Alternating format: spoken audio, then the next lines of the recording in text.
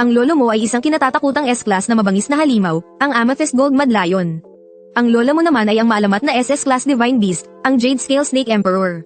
Bilang taglay ng dalawang pinakamataas na bloodline, dapat sana ay ikaw ang hinahangaan ng lahat, ang paborito ng langit.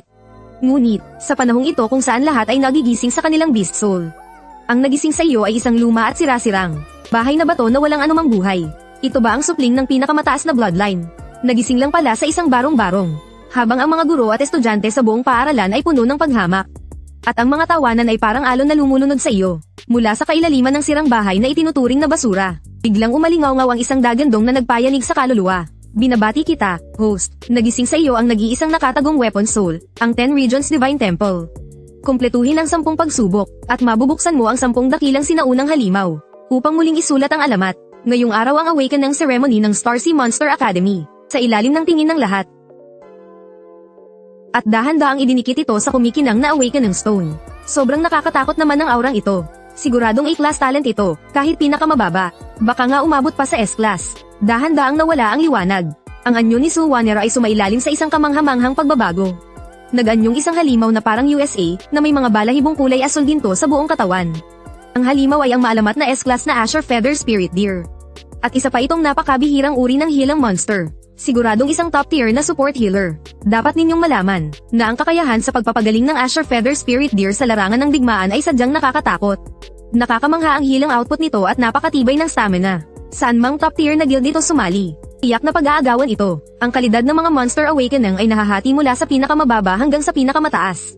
Sa 7 antas, D, C, B, A, S, SS, at SSS.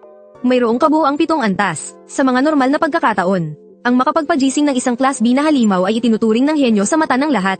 Kung ito ay S-Class, sila ang itinuturing na pinakamagaling sa lahat, isang pambihirang talento. Ang SS-Class naman ay kabilang sa pinakamalalakas na nilalang sa buong Great Sea. At para naman sa maalamat na SSS Class, wala pang 10 tao sa buong Great Sea ang nagtataglay nito. Sa sandaling ito, si Suwanner, walang dad ang may napakagandang kinabukasan. Napakaliwanag ng kanyang hinaharap, naglakad siya palapit sa iyo nang may magaan na mga hakbang. Wala na ang dating lamang sa kanyang mga mata. Tanging malamig na pakikitungo na lang ang natira. Sa malamig na tono, mamaya, galingan mo. Malino mong naramdaman ang kalamigan sa pakikitungo ni Suwanner. Naintindihan mo na ang lahat. Pagkatapos mong tahimik na tumango, tumalikod ka at naglakad papunta sa entablado ng paggising. Sa sandaling dumampi ang iyong palad sa bato ng paggising. Isang malamlam na kulay abong liwanag ang dahan-daang umilo. Sa kalangitan, isang malabong anino ng isang madilim na palasyo ang bahagyang lumitaw. Agad na nagtawanan ng lahat, hindi nga, pare. Mali yata ang napasukan mo. Ang pinapagising ng iba ay mababangis na halimaw. Samantalang ikaw, isang bahay ang napagising mo. Ang pinakamalala pa, ang bahay na ito ay D-class pa. Wala na, tapos na. Wasak na ang kinabukasan ng batang ito. Alisin na yan, alisin na yan. Puno ng pangungot siya at tawanan ng iyong paligid. Ngunit walang bahid ng hiya sa iyong mukha. Sa halip, mayroon pang bahid ng pagtataka. Sa sumunod na segundo, isang malamig at parang makina na boses ang umalingaw-ngaw sa iyong isipan. Binabati kita, host, sa matagumpay na pag-ugnay sa templo ng 10 kasamaan. Kumpletuhin ang 10 pagsubok na inilabas ng templo. At madyay gising mo ang 10 sinaunang mababangis na halimaw. Nagsimula na ang unang pagsubok. Sa loob ng 1 minuto, lunukin ang bato ng paggising na nasa iyong harapan. Kapag dinurog ang bato ng paggising, ituturing na bigo ang misyon. Automatikong mawawala ang pagkakabigkis ng templo ng ika-10 distrito. Matagumpay ang misyon. Makukuha ang SSS level na kapangyarihan ng Taotay. Nagulat ka. Napako ang tingin mo sa awaken ng stone sa iyong harapan. Naging komplikado ang iyong ekspresyon. Samantala, sa ibaba ng entablado, nangingitim sa galit ang mukha ng punong gurong si Wang Dezi. Inutusan niya ang Dean of Discipline na nasa tabi niya. Huwag mong hayaan ang walang kwentang yan na mag-aksaya ng oras ng lahat. Puntahan mo siya at sabihin sa kanya. Tinanggalan na siya ng karapatang kumuha ng college entrance exam. Ipaproseso mo na ang kanyang pag-alis sa eskwelahan ngayon din. Paalisin mo na siya sa dormitoryo. Dapat niyang bayaran ng buo ang kanyang mga kulang sa matrikula sa loob ng 1 buwan. Kung hindi, ididemanda natin siya. Tiningnan kanya mula sa itaas ng may pangmamaliit. Malamig ang kanyang tono, mayroon akong sasabihin sa'yo. Dahil 1 taon ka nang hindi nakakabayad ng iyong matrikula. Nagpa siya ang aming paaralan na patansikin ka. Kailangan mong umalis sa dormitoryo sa loob ng 1 araw. Ang mga kulang mo sa matrikula ay kailangang bayaran ng buo sa loob ng 1 buwan. Kung hindi, ididemanda ka namin. Pagkatapos niyang magsalita, inihagis niya ang isang expulsion notice sa iyong harapan. Sa mga sandaling iyon, lumapit din si Suwanner sa gilid ng awakening stage. Puno ng pang-aalipusta at pagkawalang pakialam ang kanyang mga mata, pinag-isipan kong mabuti. Hindi talaga tayo para sa isa't isa. Na-awaken ko ang isang S-class na Green Feather Spirit Deer. Samantalang ikaw, isang D-class na walang kwentang bagay lang ang na-awaken mo. Simula ngayon, magkaiba na ang ating mundo. Ngayon, para sa akin, wala ka ng pakinabang. Maghiwalay na tayo. Pagkasabi niya noon, tumalikod na siya at umalis. Walang anumang pag-aalinlangan. Muling umalingaw-ngaw ang parang makinang boses sa iyong isipan, na may bahid ng pagmamadali, countdown sa loob ng 5 segundo. Host, mangyaring lunukin agad ang bato ng pagkamulat para makumpleto ang pagsubok. Kung hindi, kusang mawawala ang iyong koneksyon sa templo ng ika-10 distrito. 5, 4, sige. Kung kailangang lunukin, lulunukin ko. Ngayong nabuhay akong muli, hindi mo nahahayaang maliitin o tapak-tapakan ka ng kahit sino. Hindi ka na nagatubili, yumuko ka at pinulot ang bato ng pagkamulat, at walang pag-aalinlangang isinubo ito. Ang eksenang ito, ay biglang nagpatigil sa tawanan ng lahat. Lahat sila ay natigilan. Tuluyan silang natulala. Sa sumunod na segundo, ang iyong kamalayan ay hinailan ng isang napakalakas na puwersa, at pumasok sa isang marainggol at malawak na templo. Ito nga ang templo ng 10 mababangis. Sa loob ng templo, napakalakas ng aura. Bigla, ang mga mata ng isa sa mga anino ay biglang nagliwanag ng kulay dugong pula. Kasunod nito, ang dambuhalang halimaw ay umungol ng isang dagandong na yumanig sa buong sansinukob. Ang mga bituin sa kalangitan ay tila hinihila ng isang hindi nakikitang puwersa. Lahat ay pumasok sa malalim nitong bibig na parang bangin. Lubos kang nabigla sa tanawing nasa iyong harapan. Niyanig ang iyong puso, ang araw, buwan, at mga bituin ang nagsisilbing pagkain nito. Ito na ba ang maalamat na Super SSS class na dakilang mabangis na si Kenken? Napagtanto mong ginaisang mo ang isang walang kapantay na banal na halimaw.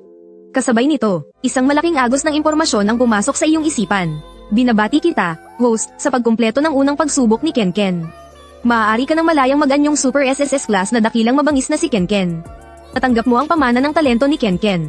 Unang talento, walang hanggang paglamon. Lahat ng bagay sa langit at lupa ay kayang lamunin. Pagkatapos lamunin, maaari itong gawing purong enerhiya. 100% nagpapalakas sa sarili. Walang anumang nasasayang. Ikalawang talento, walang hanggang pandarambong. Maaaring dambungin ang mga talento ng iba para maging sariling iyo. Maaari lamang gamitin isang beses sa isang araw. Ang biktima ay tuluyan ng mawawalan ng abilidad na ito. At ang lakas ng target ay hindi dapat lumagpas ng isang malaking antas sa host. Ikatlong abilidad, matapos pumasok sa estado ng matinding puot. Ang iyong atake, depensa, at kakayahang magpagaling ay tataas ng 10 beses. Hanggat hindi namamatay ang kalaban, hindi titigil ang labanan. Babala, ang abilidad na ito ay nagdudulot ng matinding pinsala sa katawan ng gumagamit. Mangyaring gamitin ito ng may lubos na pag-iingat. Matapos mong basahin ang paglalarawan ng mga abilidad, hindi mo napigil ang manlaki ang iyong mga mata. Napakalakas nito, hindi na makatwiran. Sa mga sandaling iyon, muling narinig ang boses mula sa templo ng Distrito Aegis. Ngayon, inilalabas na ang ikalawang pagsubok, ang ritual ng 10,000 halimaw. Matagumpay na lamunin ang mga katawan ng 10,000 halimaw na nasa antas tanso. At makukumpleto mo na ang pagsubok. Kapag nakumpleto na ang pagsubok, matatanggap mo ang eksklusibong pamana ng kasanayan, ang manlalamon ng kalangitan. Banal na sibat, bilangguan ng dugo, at apoy ng kadiliman. Kasabay nito, nagngangalit sa galit, ano pang tinatanga-tanga ninyo dyan? Tumawag kayo ng pulis, bilis. Sinira ng lalaking yan ang mamahaling kagamitan ng akademya. Dapat siyang mabulok sa kulungan. Ngunit bago pa man niya matapos ang kanyang sinasabi, bigla mong idinilat ang iyong mga mata. Isang mabangis na kislap ng pula ang dumaan sa iyong mga mata.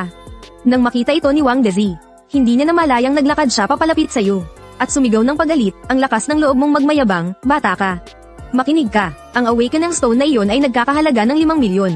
Bago pa man matapos ang kanyang salita, sa sandaling nagtama ang mga mata niyo ni Wang Dezi. Isang lamig na tumatagos sa buto ang gumapang mula sa kanyang talampakan paakyat sa kanyang ulo. Halos lumabas ang puso niya sa kaba. Ang mga salitang sasabihin na sana niya ay pilit niyang nilunok pabalik. Sa sumunod na segundo, isang malakas na amoy ng dugo ang bumalat sa buong katawan mo. Isang marahas at uhaw sa dugong aura ang mabilis na kumalat mula sa iyong katawan. Agad nitong tinakpan ang buong awaken ng platform. Napigil ang hininga ng lahat ng naruroon. Namutla ang kanilang mga mukha, nanginginig ang kanilang buong katawan, sobrang bayolente at uhaw sa dugo ang aurang ito. Para bang hindi isang binata ang kaharap niya, kundi isang mabangis na halimaw na nagmula pa sa mga sinaunang guho. Tulad ng mga ligaw na halimaw sa labas ng pader, mayroon itong parehong-parehong nakakasakal na presensya. Gulat na gulat ang class advisor na si Libo. Ang sarili niyang nagising na halimaw ay isang B-class. Sa akademya, maituturing na rin siyang malakas. Pero sa sandaling ito, sa harap mo, nakaramdam siya ng tila pagkasakal. Lihim siyang nagulat, ang level ng halimaw ng batang ito ay tiyak na mas mataas pa sa B-class. Dali-daling lumapit si Libo. Pinayuhan niya si Wang Dezi, principal. Tingnan niyo po ang sitwasyon. Ang halimaw na nagising sa kanya ay hindi basta-basta.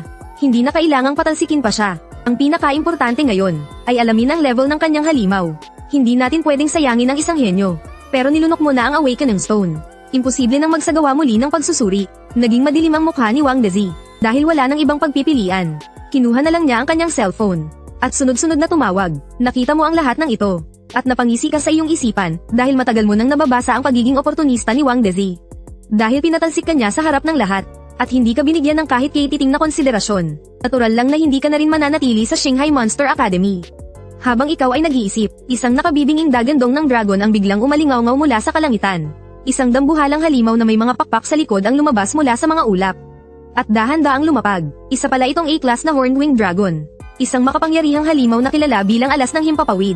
Nagtataka ang lahat, sinong importanteng tao kaya ang dumating? Isang paggising lang ng estudyante. Pero nagawa nitong makaabala ng isang gold level na mandirigma. Kasunod nito, ang tatlong anino mula sa likod ng dragon ay tumalon pababa. Kasabay nito, ang dragon ay naganyong isang lalaking nasa katanghaliang gulang.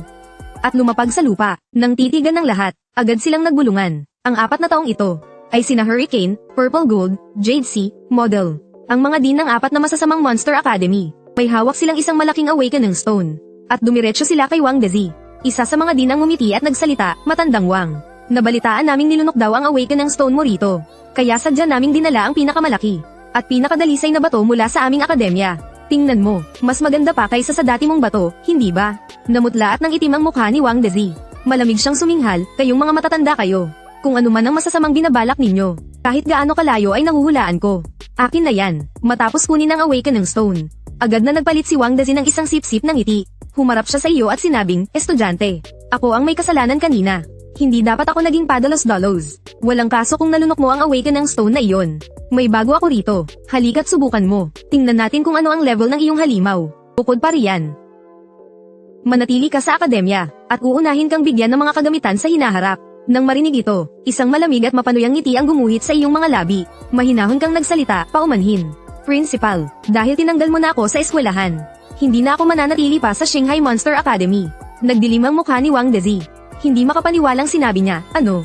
Hindi ka mananatili, sigurado ka na ba riyan? Ang Shanghai Monster Academy namin ang pinakamahusay na akademya sa buong probinsya ng Shanghai. Dito, makukuha mo ang pinakamagandang edukasyon at pinakasaganang mga kagamitan. Huwag mong paglaruan ang iyong kinabukasan. Tinatamad ka ng makipagtalo sa kanya.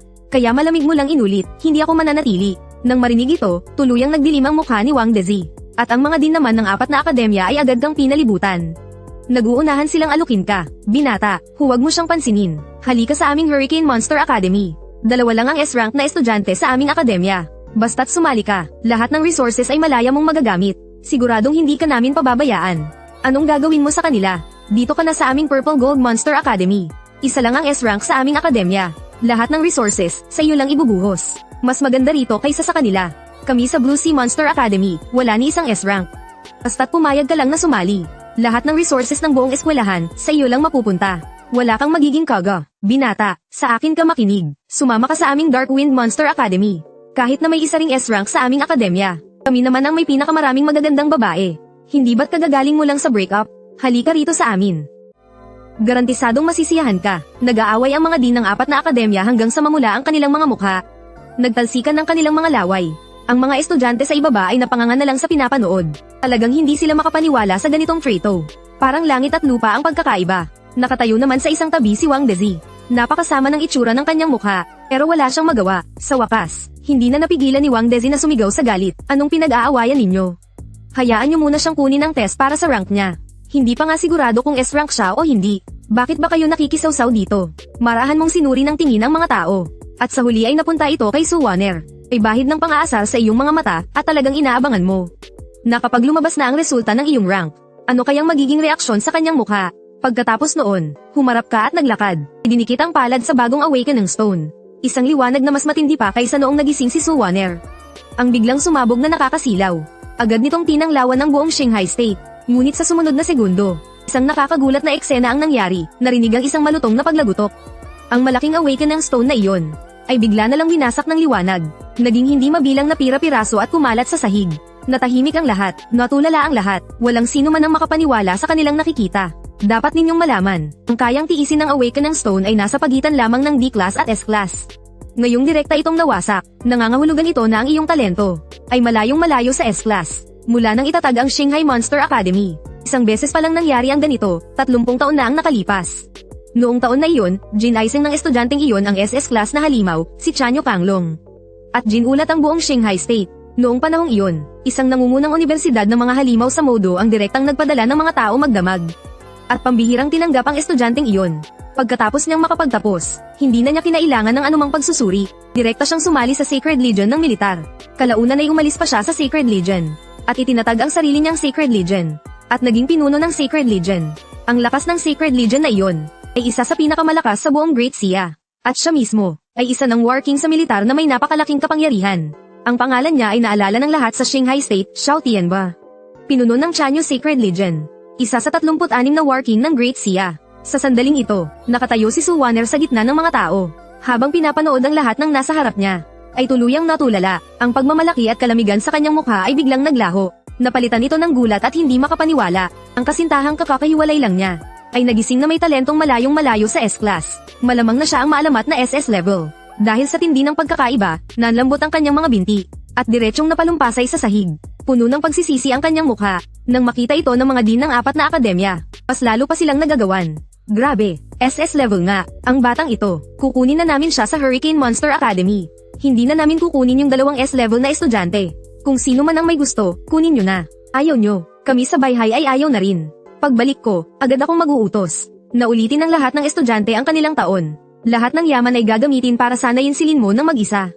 Masyado naman kayong desperado, 2 matanda. Kahit na kami sa Zhejian ay hindi kayang gawin ang ganyang ka-extreme. Pero handa kong gamitin ang lahat ng ipon ko para sa pagpapakasal ng aking anak. Para ibili si Lin Mo ng pinakamagagandang yaman. Huwag nyo kaming ikumpara pagdating sa yaman. Marami kaming mayayamang babaeng estudyante sa Yinfeng Monster Academy. Basta't pumunta ka lang dito, Lin Mo. Bibigyan ka nila ng hindi mabilang na pera.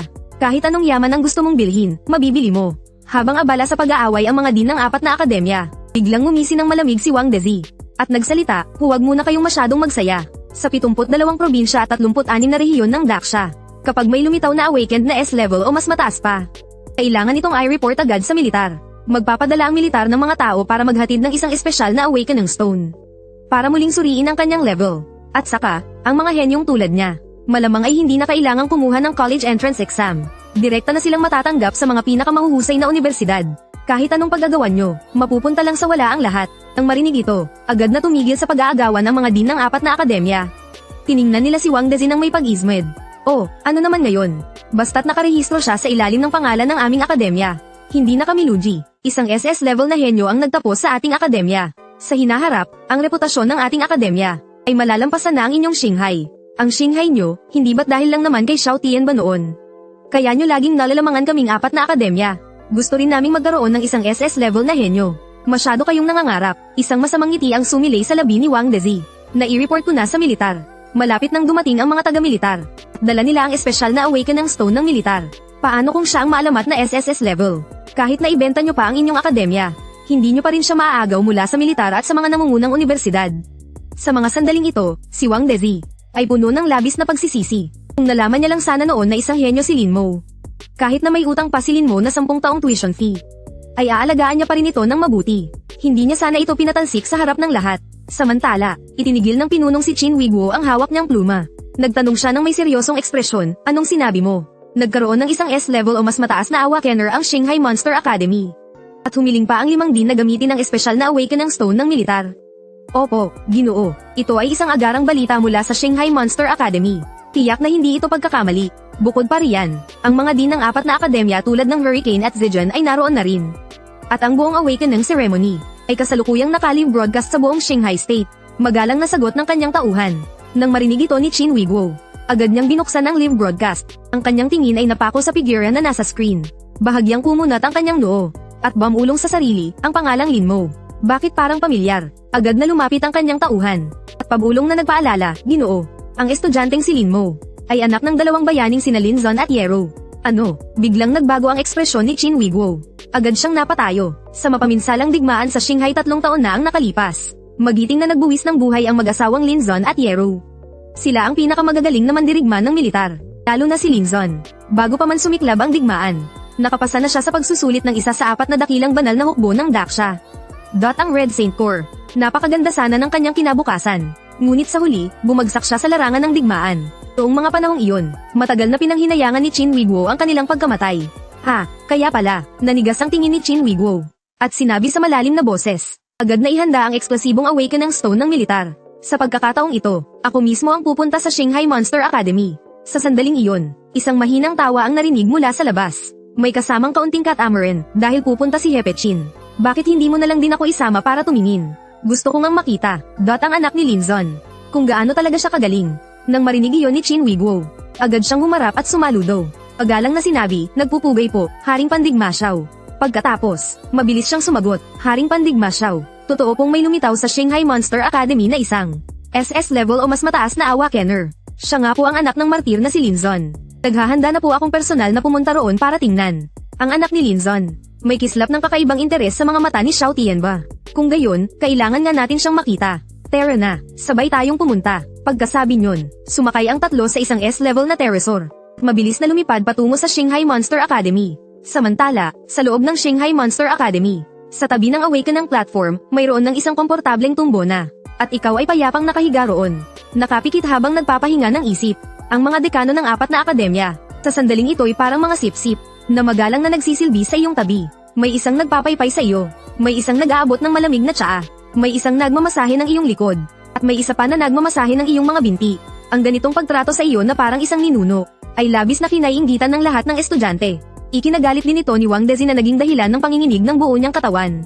Sa sandaling iyon, biglang umihip ang isang malakas na hangin sa kalangitan. Isang S-class na Divine Horn Terrasor na may katawang mas malaki pa kaysa sa naunang Radiant Horn Terrasor. Ang dahan-daang pumailan lang, sa himpapawid ng akademya, tinatakpan ang buong kalangitan. Lahat ay napatingala ng hindi namamalayan. Puno ng pagkamangha at pagtataka ang kanilang mga mukha, sino? Sino kayang importanteng tao ang dumating? Nakasakay pa sa isang S-class na Divine Horn Terrasor. Sa sumunod na segundo, ang tatlong anyo sa likod ng Divine Horn Terrasor ay tumalon pababa. At buong tatag na lumapag sa lupa, nang malinaw na makita ng mga tao ang mukha ng eleganteng. Nasa katanghaliang gulang na lalaking nakaputi na siyang namunguna. Biglang nagkagulo ang lahat, sunod-sunod ang mga sigaw ng pagkagulat, grabe. Si Xiao Tianba, si War King Xiao ng Chanyu Holy Legion. Bakit siya nandito? Kalmadong tiningnan ni Xiao Tianba ang lahat. Dahan-dahan siyang nagsalita, hindi malakas ang kanyang boses. Ngunit malinaw itong narinig ng bawat isa, pumarito ako sa pagkakataong ito. Dahil nabalitaan kong may lumitaw sa estado ng Shanghai, na isang kabataang may talentong SS class. Sadya akong pumarito kasama si Chief Chin para tingnan siya. Si War King Xiao mismo ang personal na pumunta. Ang balitang ito ay parang isang bambang. Sumabog sa buong lugar, maging ang mga comments sa live broadcast, ay agad na dumagsa sa screen. Ang live broadcast na orihinal na para lamang sa estado ng Shanghai, model. Sa sandaling ito, biglang kumalat ang balita. Kumalat ito sa 72 probinsya at 36 na rehiyon ng Daksha. Sa buong bansa, hindi mabilang na tao ang nakatutok sa Awaken ng ceremony na ito. Nakatutok sa iyo. Ang tingin ni Xiao Tianba ay sa wakas ay napunta sa iyo. May sumili na mapagkunwaring ngiti sa kanyang mga labi. Ang kanyang tono ay may himig ng mapagmataas na pagpapayo. Narinig kong nag-drop out ka na sa Star Sea Monster Academy. Ay ho, huwag kang padalos-dalos sa iyong mga ginagawa. Masyadong makitid ang iyong pag-iisip. Makakasira lang iyan sa iyong kinabukasan. Isa pa, sa hulit-huli, may kasalanan ka rin. Nauna kang hindi nagbayad ng tuition. Si Din Wang ay nadala lang din ng kanyang emosyon. Ganito na lang, maghingian kayo ng tawad sa isa't isa. At kalimutan na natin ang nangyaring ito. Pagka-graduate mo ng kolehiyo, sumali ka sa aking Chanyu Holy Order. Nasa Holy Order din ang anak kong si Xiao Ao. Dapat kayong mga kabataan ay laging magkasama, para matuto sa isa't isa. Makakatulong iyan sa inyong paglago. Habang nakatingin ang lahat, ang mga mata ng lahat ay nakatuon sa iyo. Naghihintay sa iyong sagot, nakaupo sa sahig si Su Waner. Habang nakatingin sa iyo, ang kanyang mga mata ay puno ng inggit at sama ng loob. Dati, isa ka lang tuta na sunod sa Niren sa kanya. Pero ngayon, nakatanggap ka ng personal na imbitasyon mula mismo kay War King Xiao.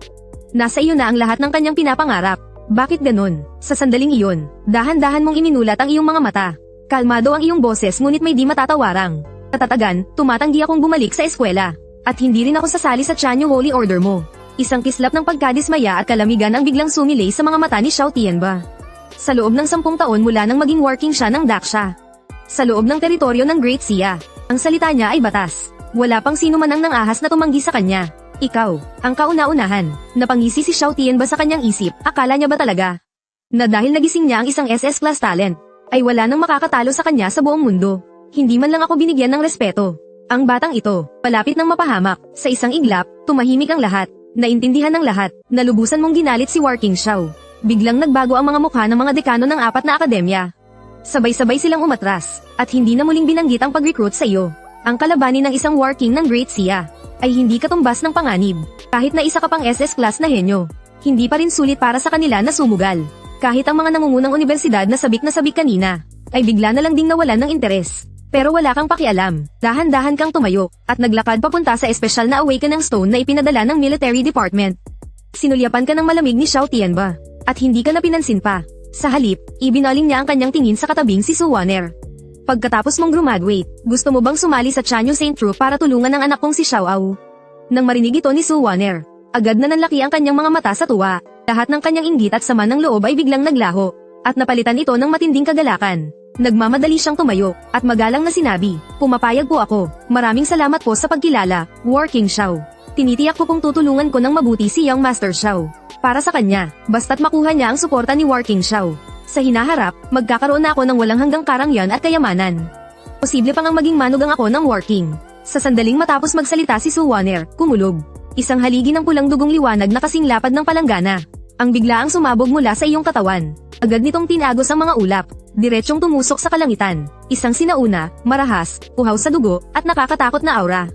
Agad na bumalat sa buong Shanghai Monster Academy. Kumalat sa bawat sulok ng Shanghai State. Lahat ng naroroon ay hindi na makahinga dahil sa tindi ng aurang ito. Sunod-sunod na napaluhod sa lupa. Puno ng takot ang kanilang mga mukha. Ikaw, na nasa gitna ng haligi ng liwanag, ay hindi mapigil ang nag-transform bilang si Ken. Isang katawang kulay dugo na may taas na higit sa 3 metro. Balot ng matitigas na kaliskis. Isang pares ng dambuhalang mata na matingkad ang pagkapula. Kumikinang sa walang hanggang kabangisan. Sa likod ay may isang pares ng wasak na pakpak, na bahagyang nanginginig. Nakatayo kang nakatalikod sa lahat. Tila isang Diyos ng dugo na lumabas mula sa impyerno. Ang iyong kapangyarihan ay abot langit. Sa baba ng entablado, may isang nanginginig na sumigaw, Ito na ba ang aura ng isang SS class? Sobrang nakakatakot naman ito, ngunit hindi pa rito nagtatapos ang lahat. Ang aura sa iyong paligid ay patuloy pa ring tumataas. Palakas ng palakas, isang nakakatakot na puwersa ang bumabalot sa buong Shanghai State. Nagwawala ang enerhiya sa kalangitan at kalupaan. Ang halijing iyon ng pulang dugong liwanag ay lalong nagiging nakakasilaw. Sunod-sunod ang paglitaw ng mga kababalaghan. Niyanig ang buong 72 estado ng Daksha. Biglang nagbago ang ekspresyon ni Xiao Tianba. Puno ng lagim ang kanyang mukha. Bigla siyang tumayo. Hindi napigil ang sumigaw, may mali. Nagimbal ang puso ni Xiao Tianba. Isang nakakatakot na ideya ang pumasok sa kanyang isipan. Ang ganitong uri ng kapangyarihan na kinatatakutan at iginagalang ng lahat ng halimaw. Isang nangingibabaw na aura na kusa nilang sinusukuan. Iisa lang ang posibleng dahilan, ang nagising sa binatang ito ay hindi isang SS rank na halimaw, kundi ang maalamat na SSS rank. Ito ay sa buong Waksha, na mabibilang lang sa mga daliri ng 2 kamay ang ganitong klase ng talento. Kapag nagising ang isang SSS rank, maaari ka nang walang kondisyong sumali sa 4 na dakilang banal na legion ng Yangsha. Kung ikukumpara sa 4 na dakilang banal na legion ng Yangsha, ano lang ba itong kanyang Chanyu Sacred Legion? Bilang mga tagapagtanggol na Diyos ng Yangsha, ang 4 na dakilang banal na legion ay hiwalay sa militar, at direktang tumatanggap ng utos mula sa pinuno ng estado ng Yangsha. Kahit pa ang 9 na dakilang hari ng langit, ay kaya nilang baliwalain. Ang mga estudyante sa paligid ay hindi napigil ang lumuhad sa lupa. Si Liu Ruyan ay mariing nagngangalit ng ngipin. Pinipigilan ang sarili na huwag lumuhad. Ang mga dekano ng 4 na dakilang akademya ng halimaw at si Jinping Tao ay lahat nagngangalit ng ngipin upang magpigil. Pero hindi pa rin tumitigil sa panginginig ang kanilang mga katawan. Punong-puno ng sakit ang mukha ni Liu Ruyan. Sa wakas, hindi na rin niya napigilan. Sa isang lagapak, napaluhod siya sa lupa. Lumuhad sa harap ng sip-sip na kanyang minamaliit. Sa sandaling ito, nararamdaman mo na may isang puwersang patuloy na sumisiyasat sa kaibuturan ng iyong katawan. Sa sandaling ito, nararamdaman mo na may isang puwersang patuloy na sumisiyasat sa kaibuturan ng iyong katawan. Ito ay siguradong hindi magandang bagay. Kapag nalaman ito ng mga tao na may lumitaw na isang henyo sa Yangsha na higit pa sa SSS rank. Hindi lang ang mga halimaw sa labas, maging ang ibang mga bansa ay maaaring kumilos laban sa akin. Mabilis mong ginamit ang kapangyarihan ng paglamon upang sipsipin ang kapangyarihan ng bato ng paggising. Kasabay nito, sa labas ng mga pader ng sangkatauhan, isang dambuhalang halimaw ang biglang bumagsak sa lupa. Siya ay isang 2 antas na halimaw na Golden Jade. Ang tunay na hari ng mga halimaw. Isang lalaki ang lumabas mula sa likuran ng halimaw. Sabihan mo sila, tawagin mo ang recovery department ng Holy Core para kolektahin ang bangkay. Sa susunod, huwag mo na akong papakilusin para lang sa kung sino-sinong pipitsugin. Nakakabagot pumatay ng masyadong mahina. Masusunod. Teka, Vice Captain, hindi ka ba babalik sa Holy Core? At bakit naman ako babalik? Wala man lang kasaya-saya doon. Nabalitaan ko na may lumitaw na isang triple S class na henyo sa Shanghai State. Hahanapin ko ang henyong yun para paglaruan. Kauri ko rin siya, dahil ang mga henyo, palaging nag-iisa. Malakas na tumawa ng ilang beses ang lalaki. Sa kanya ibinaba ang tawag. Pagkatapos ay pumailan lang siya, at naglaho sa dulo ng kalangitan. Ang taong ito ay walang iba kundi mula sa isa sa 4 na dakilang Holy Core ng Yanxia. Ang Vice Captain ng Tianqi Holy Core. At siya rin ang pinakabatang vice captain sa buong Yanxia. Ang awakened ng Triple S class na halimaw na si Nine Heaven Silver Dragon. Si Ye Xiang'an. Samantala, sa Shanghai Academy. Tama na siguro yan, di ba? Gaano mo katagal gustong manatiling nakaluhod sa iyo ang lahat? Walang kang kemo emosyon na nagbalik sa iyong anyong tao. Curious talaga ako kung anong halimaw ang awakened mo. Parang hindi ko pa nakita sa anumang katalog. At ang ganitong klaseng halimaw. Narinig ito ni Guillermo at naging interesado siya. Maaari mo bang ipakilala sa amin ang halimaw na yan? Ito ay isang halimaw na hindi pa kailanman lumitaw sa kasaysayan ng sangkatauhan. Napakalaki ng halaga nito para sa pananaliksik. Ito ay isang halimaw na hindi pa kailanman lumitaw sa kasaysayan ng sangkatauhan. Napakalaki ng halaga nito para sa pananaliksik, pero painangkit mo lang ang iyong mga mata. At hindi ka nagsalita. Ang pagpapakilala sa sarili mong halimaw ay katumbas na rin ng paglalantad ng sarili mong mga katangian, kalakasan, at kahinaan. Sa lahat ng tao, sa sandaling iyon, isang malakas na boses ang umalingawngaw sa kalangitan. Kung gusto nyo talagang may magpakilala, bakit hindi mo muna ilabas ang iyong tiyanyo Kanglong? Isang pagpapakilala. Kasunod nito, isang anino ang bumulusok mula sa langit. Nagkagulo ang lahat sa kanilang nakita. Siya pala ang vice-leader ng Heavenly Blaze Saint Group, isa sa 4 na dakilang Saint Group. Ang lupit, isang bigatin na tulad niya, naparito rin ba para sa pagtutuos? Kahit na 30 taong gulang pa lang si Ye Xiang'an ngayon, ngunit ang kanyang lakas ay hindi mas mahina kaysa sa sinumang Battle King ng Yanxia. Bukod pa riyan, siya ang vice-leader ng Saint Group. Walang sinumang nangangahas na maliitin siya.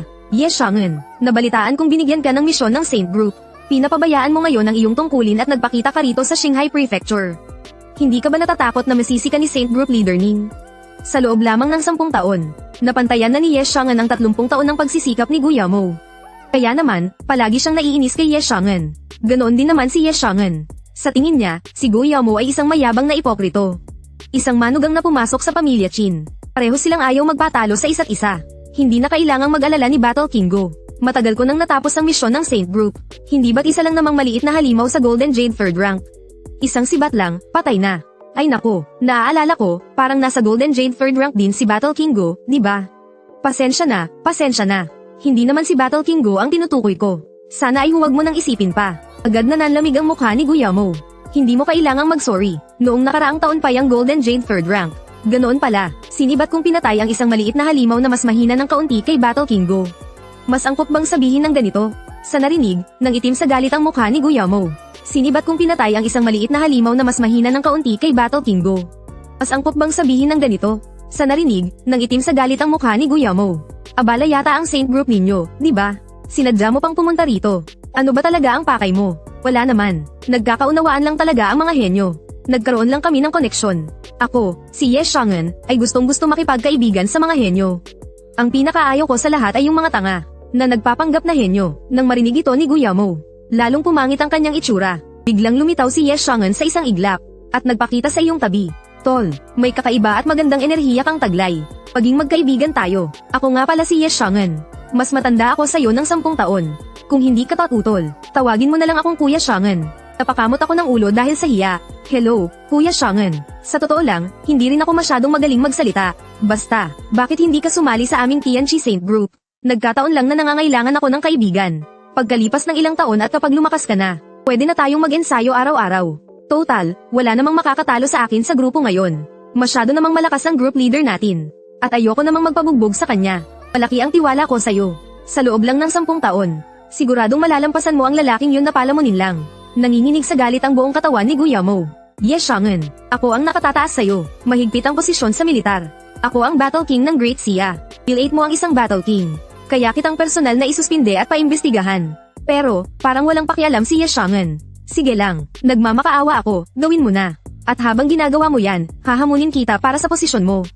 May lakas ka bang loob na tanggapin? Naging sobrang pangit ng itsura ni Guillermo. Duwag, gustong-gusto ko yung itsura mong di mo ako may sakmura.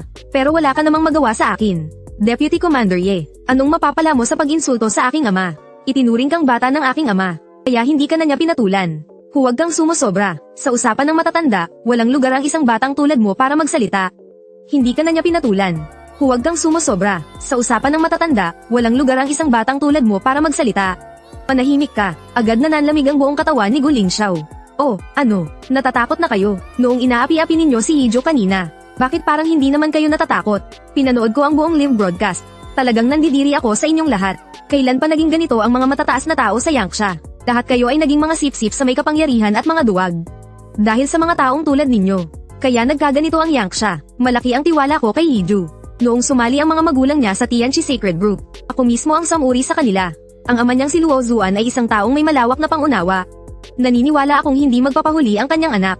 Kung ayaw ninyo sa kanya, kukunin siya ng Tianchi Sacred Group namin. Tandaan ninyo ang sasabihin kong ito ngayon, ako si Ye Xiang'an. Mula ngayon, si Yiju ay ang aking kinakapatid. Sino mang manakit sa kanya, matitikman ng lakas ng Silver Dragon Spear na hawak ko. Iwinasiwas ni Ye Xiang'an ang kanyang kamay. Ang hawak niyang Silver Spear ay parang isang guhit ng liwanag na pumailan lang sa kalangitan. At saka buong lakas na itinarak sa lupa, naging napakalamig ng tingin ni Guillermo. Ito ang unang beses na sa harap ng maraming tao. Ay napahiya siya ng ganito. Ngunit kung talagang lalabanan niya si Ye Xiang'an, wala siyang sapat na lakas ng loob. Sa sandaling iyon, may ilan pang mga anino ang biglang lumitaw sa kalangitan ng Qinghai Prefecture. Sa pagkakataong ito, nagulat ang lahat ng naruroon. Ang mga punong guro mula sa 4 na pinakamagagaling na Monster University sa Yangsha. Nagpakita na silang lahat, kahit na si Guillermo, na siyang nagising sa SS class na Heavenly Feather Azure Dragon noon, ay hindi nakatanggap ng ganitong klaseng pagtrato. Nagkagulo ang buong paaralan. Diyos ko po, anong klaseng halimaw ba ang nasa batch natin? Ako si Yiju, ang principal ng Modu Monster University. Basta't sumama ka sa amin. Asensya ng dugo ng halimaw. Mga Gayuma, mga Sandata, Beast Jade, Beast Core, sabihin mo lang, at ibibigay namin ang lahat sa iyo. Basta't sumama ka sa amin. Asensya ng dugo ng halimaw. Mga Gayuma, mga Sandata, Beast Jade, Beast Core, sabihin mo lang, at ibibigay namin ang lahat sa iyo. Tumabi ka nga dyan, para namang wala kaming mga ganyang bagay sa Jinling Monster University. Sumama ka sa amin sa Jinling. At ako na mismo ang magdedesisyon. Nabigyan ka ng sandatang gawa mula sa baluti ng isang diamond class na halimaw. Pati na rin ang esensya ng dugo ng isang diamond class na halimaw. Hoy, matandang hakluban, tinataasan mo lang ang alok, ano? Sumama ka sa amin sa Shanghai Monster University. Diretso naming ibibigay sa iyo ang buong katawan ng isang diamond class na halimaw. Kompleto na ang lahat ng kasama nito. Bukod pa riyan, magbibigay kami ng karagdagang 10 Origin Energy Potion.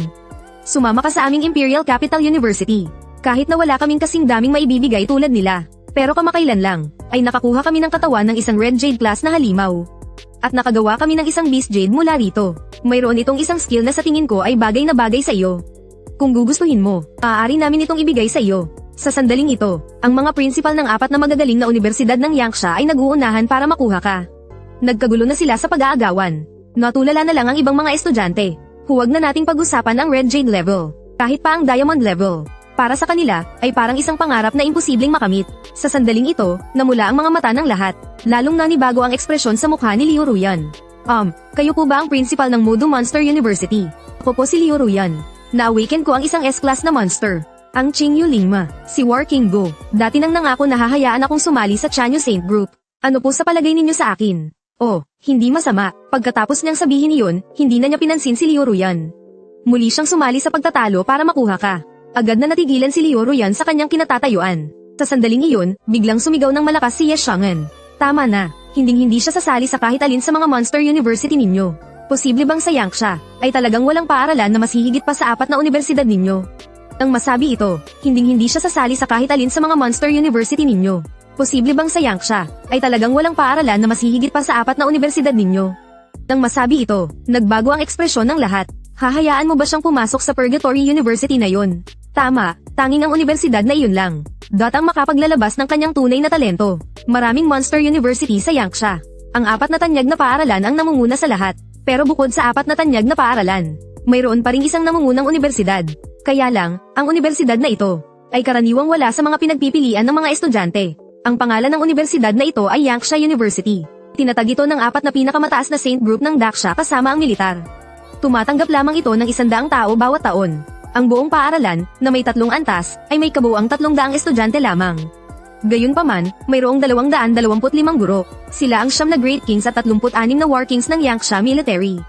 72 Marshals, at ang 108 Generals. Ang pinakamahalaga sa lahat, ang death rate ng eskwelahang ito ay umaabot sa 70%. Kasabay nito, ang pagsusulit sa Yangsha University ay napakahigpit din. Hindi tinatanggap ang mas mababa sa S-level. Ang mga matitira ay sabay-sabay na susuriin. At kukunin lang ang top 100. At kahit gaano ka pa katalentado, lahat ng estudyante sa Yangsha University ay pantay-pantay ang traito. Pero ang mga estudyanteng nakapagtapos sa eskwelahang ito, lahat sila, walang exception, ay mga pinakamagagaling sa lahat. Ye Xiang'an, siya ang naging numero 1 sa batch ng Yangsha University 7 taon na ang nakalipas. Yiju, handa ka bang sumali sa Yangsha University? Sasabihin ko na sa'yo ng maaga. Kahit na isa ka pang SSS level na henyo, kailangan mo pa ring formal na pumasa sa pagsusulit para makasali sa Yangsha University.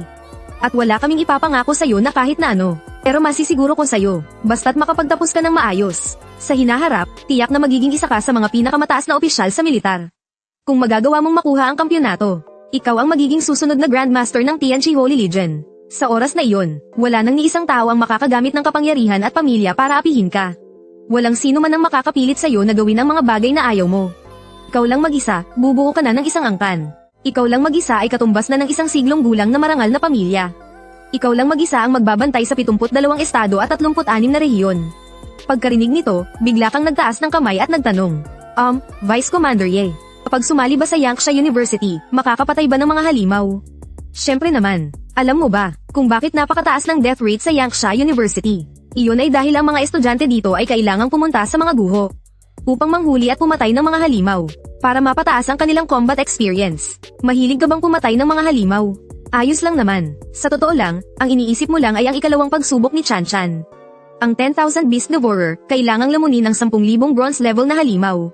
Basta't may kakayahan ka, mayroon kang mga halimaw na hindi mauubos na papatayin. Talagang hindi ako nagkamali sa iyo. Isa kang likas na mandirigma.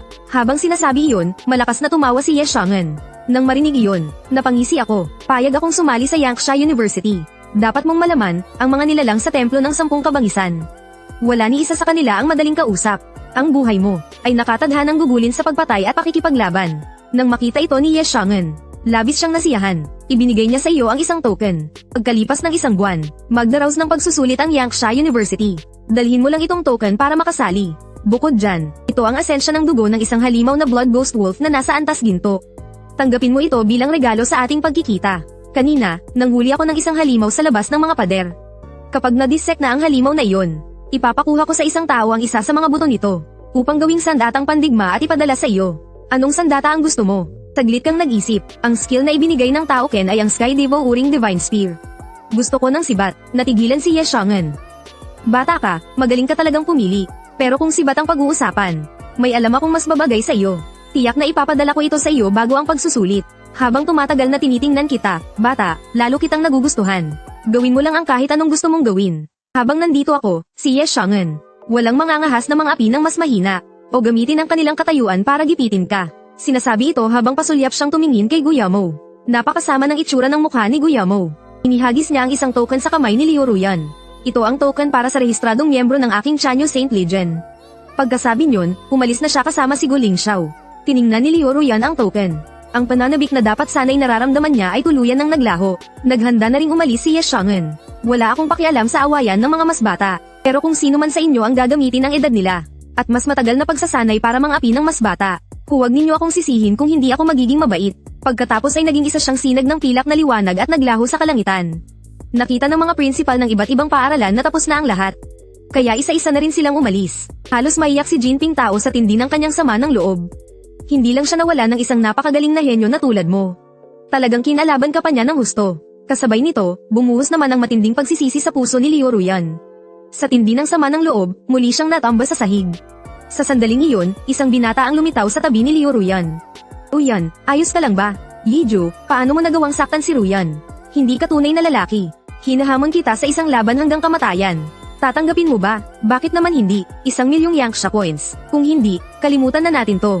Pumapayag ako, pero dapat malinaw sa'yo ang mga patakaran ng laban hanggang kamatayan, hindi ba? Oras na tumapak ka sa entabladong ito. Buhay man o kamatayan ang kahihinatnan. Kung mas magaling ang kalaban mo, walang sino man ang pwedeng managot. Siyempre, kung gayon, hinihiling ko sa mga din na maging tagahatol. Anong klaseng tagahatol yan? Hoy, bata, huwag mong isipin na hindi ko alam kung ano ang binabalak mo. Nagising ang kapangyarihan mo 3 araw na ang nakalipas. At S-class pa, siguradong hindi na mababa ang level mo ngayon. Si Yiju, kagigising lang ng kapangyarihan niya. Paanong mananalo yan laban sa'yo? Oo nga. Sa itsura mo pa lang, hindi ka na mukhang mabuting tao. Sunod-sunod na sinigawan siya ng 4 na dakilang din. Pero si Xingpeng, dahil miyembro ng Blood Rock Holy Order ang kanyang ama, wala siyang pakialam sa kanila. Mga mahal na din, ito. Siya mismo ang pumayag dito. Wala siyang pakialam. Ano namang pakialam ninyo dito? Tama ang sinabi ni Xingpeng. Desisyon to mismo ni Yiju. Kailangan nating igalang yun. Huwag mong isipin na hindi ko alam ang masama mong balak. Kung hindi mo makukuha, sisirain mo. Bakit ba ganyan ka kasama mag-isip? Jinping Tao, hindi na tayo magkaibigan. Hindi nakikipagkaibigan ng tao sa aso. Sige na, maglaban na kayo. Ako ang magiging referee. Pagkasabi noon, makikita sa katawan ni Xingpeng ang paglabas ng isang napakalakas na aura. Kasunod nito, nag-transform siya bilang S-class na halimaw, ang Golden Pang. Bilis, tingnan ninyo. Yan ang simbolo ng Black Iron Rank 5. 3 araw pa lang siyang nagising pero Black Iron Rank 5 na siya. Siguradong pay to win ang isang to. Sa sandaling iyon, isang aura ng dugo ang kumuha sa atensyon ng lahat. Nag-transform ka sa isang nangingibabaw at kulay dugong anyo. Ngunit sa pagkakataong ito, walang hiyawan ng gulat. Tanging matinding katahimikan lamang. Dahil ang level indicator sa itaas ng ulo mo ay Black Iron Rank 1 lang. Isang buong 4 na rank ang agwat. Kahit gaano pa kalakas ang talento, imposibleng malampasan iyon. Pero hindi ka man lang natinag. Ano naman kung Black Iron Rank 5 siya? Mukhang hindi mo alam kung ano ang 10 sinaunang halimaw, ano? Nakita si Xingpeng na naging isang sinag ng gintong liwanag at sumugod sa iyo. At ginamit mo ang iyong talent na Tyranny of the Crippled King. Agad na tumaas ang iyong aura. Nang makapag-react si Xingpeng, huli na ang lahat, nakatapak si Tao Ken sa katawan ng Golden Pang. Huli na ang lahat, nakatapak si Tao Ken sa katawan ng Golden Pang. Ibinuka nito ang dambuhalang bibig. Habang ginagamit mo ang iyong talent na Infinite Plunder, malinaw na naramdaman ni Xingpeng na ang kanyang talent na Lightning Speed ay ninanakaw mula sa kanya. At sa mga sandaling iyon, isang boses ang apurahang narinig. Tigil, sino ang nagbigay sa iyo ng lakas ng loob? Ito nga ang ama ni Xingpeng. Si Xing Tao ng Blood Rock Holy Order. Naglakas loob kang patayin ang anak ko. Papatayin din kita. Sa isang laban ng buhay at kamatayan, walang pananagutan. Wala kang kwenta. Ang matalo ay dapat mamatay. Pagkatapos, walang awa mong dinukot ang dibdib ng kalaban. At kinuha ang Beast Core ni Xingpeng. At dinurog ito sa isang iglap. Lahat ng nakakita ay natigilan at hindi makapagsalita. Bigla, isang higanteng bato na may taas na 100 zang ang bumaba mula sa langit. Na maringgal na tumayo sa lupa. Ito nga ang halimaw na Jin Aising ni Xing Tao.